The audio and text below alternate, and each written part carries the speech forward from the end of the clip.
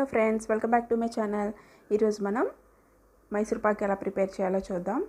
దానికి ముందుగానే stove on చేసుకుని బాండి పెట్టుకుని 1 కప్పు శనగపిండి వేసుకున్నానండి. శనగపిండి కొంచెం మనం పచ్చివాసన పోయేంత వరకు ఫ్రై చేసుకుందాం. చాలా ఈజీగా చేసుకునేది అండి. ఇంట్లోనే మనం షాప్లో కొనుక్కునే కంటే కూడా ఇంట్లో మనం ఈజీగా ప్రిపేర్ చేసుకోవచ్చు. దీన్ని చాలా టేస్టీగా ఉంటుంది. ఓకేనా? ఓకే అండి, కొంచెం మనకి శనగపిండి ఫ్రై అయిపోయింది కదా, పచ్చివాసన పోయేంత వరకు. ఇప్పుడు దీన్ని మనం ఒక స్ట్రైనర్ ఉంటుంది కదండి, జ్యూస్ స్ట్రైనర్, అందులో తీసుకొని మనం జల్లించేసుకుందాం. దీన్ని ఏంటంటే లమ్స్ లేకుండా ఇలాంటి మనకి ఉండలు అనేవి కూడా బయటకు వచ్చేస్తాయి. కొంచెం మనకి పిండి కూడా చాలా ఇదిగా ఉంటుంది. అందులో మనం ఒక 1/2 కప్పు నెయ్యి వేసుకుని దీంట్లో ఉండలు లేకుండా కలుపుకుందాం. దీన్ని అంతా కూడా మనం ఇలా కలుపుకోవడం వల్ల ఏంటంటే మనం పాకంలో వేసిన తర్వాత పిండి అనేది ఉండకట్టకుండా మనకు పర్ఫెక్ట్గా వస్తుంది. ఇలాగ మనం మొత్తం అంతా మిక్స్ చేసేసుకుందాం. నెయ్యి అలాగే శనగపిండి.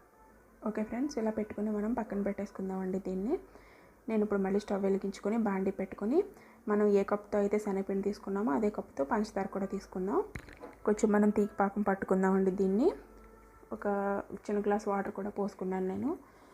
ఇది కొంచెం కరిగిన తర్వాత మనకి లమ్స్ అనేవి ఫామ్ అవుతాయి కదండి, అప్పుడు కొంచెం మనకి తీగ పాకం వస్తే సరిపోతుంది. మరి గట్టి పాకం అయితే మనకి మైసూర్ పాక్ అనేది గట్టిగా వస్తుంది, దానికి పాకం వేరేగా ఉంటుందండి. ఇది మనకి గుల్ల మైసూర్ పాక్ కాబట్టి కొంచెం ఒక లేత తీగ పాకం అయితే సరిపోతుంది. ఇంకా కొంచెం రావాలి పాకం అనేది. మీకు ఇప్పుడు నేను స్పూన్తో చూపిస్తాను చూడండి. అలా ఒక తీగ కన్సిస్టెన్సీ అయితే సరిపోతుంది మనకి. ఇలా బాగా లమ్స్ వచ్చిన తర్వాత మనం ఇలా మిక్స్ చేసుకుంటూ కలుపుకుంటూ ఉండాలి. అక్కడ చూసారా, అలాగా ఒక తీగ అలా పాకం వస్తే సరిపోతుంది మనకు. ఒక తీగ పాకం అలాగా మనకు ఒక తీగ పాకం వస్తే ఇది మనకు పర్ఫెక్ట్గా ఉన్నట్టే. ఓకే అండి, ఇది పాకం అనేది మనకు వచ్చేసింది. వన్ స్ట్రింగ్ కన్సిస్టెన్సీ అనేది. ఇప్పుడు మనం ఇందులో ఇందాక మనం కలిపి పెట్టుకున్న శనగపిండి నెయ్యి మిశ్రమం ఉంది కదండి, అది ఇందులో మనం కలిపేసుకుందాం. ఇది పోస్తూ మిక్స్ చేసుకుంటే మనకి దగ్గర పడుతూ ఉంటుంది.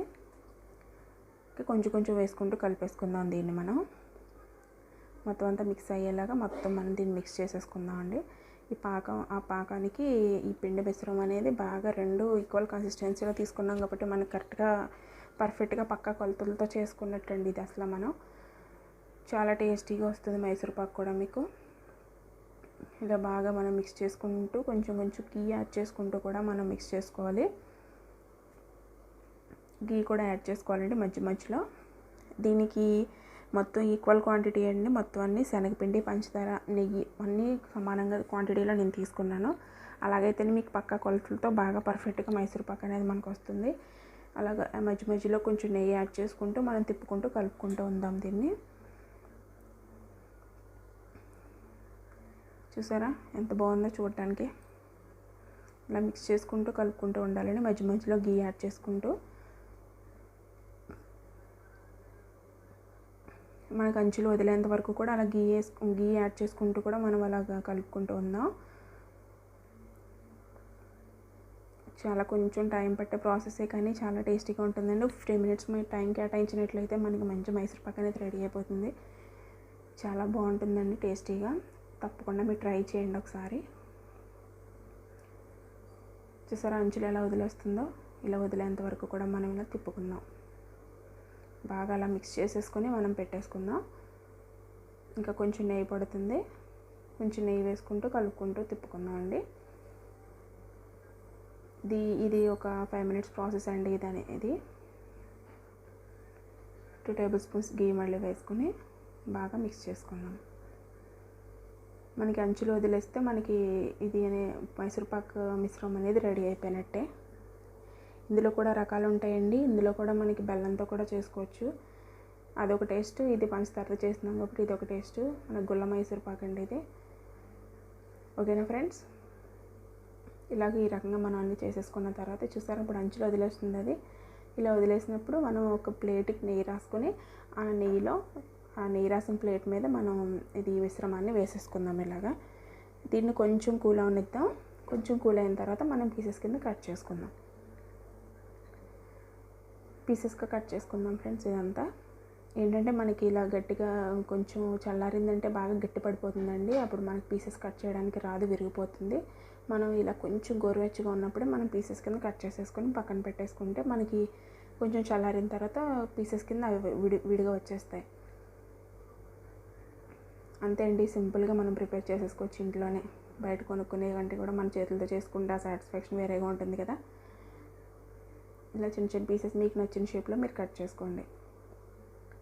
ఇప్పుడు కొంచెం వేడిగా ఉన్న మళ్ళీ మీకు అలా కనిపిస్తుంది. కొంచెం చల్లారిందంటే పీసెస్ కింద విడిగా వచ్చేస్తుంది. ఓకేనా ఫ్రెండ్స్, మీరు కూడా తప్పకుండా ట్రై చేయండి. ఎలా వచ్చింది అనేది నాకు కామెంట్ చేయండి. అంతేకాకుండా నా ఛానల్ మొదటిసారి చూస్తుంటే కనుక సబ్స్క్రైబ్ చేసుకోండి ఫ్రెండ్స్, నాకు సపోర్ట్ చేయండి.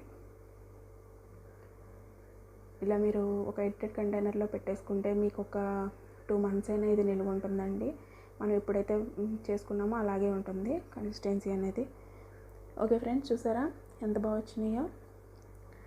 చాలా స్మూత్గా ఉంటుందండి, గట్టిది కాదు. ఇది గుల్ల మైసూర్ పాక్ కదా, చాలా టేస్టీగా, చాలా ఎమ్మీగా ఉంటుంది టేస్ట్ అనేది. ఓకేనా ఫ్రెండ్స్, ఈ వీడియో కనుక మీకు నచ్చినట్లయితే ఒక లైక్ చేసి మీ ఫ్రెండ్స్ అండ్ ఫ్యామిలీకి షేర్ చేసి నా ఛానల్ని సబ్స్క్రైబ్ చేసుకోండి. నెక్స్ట్ మళ్ళీ మంచి ఒక వీడియో కలుద్దాం. Okay friends, bye.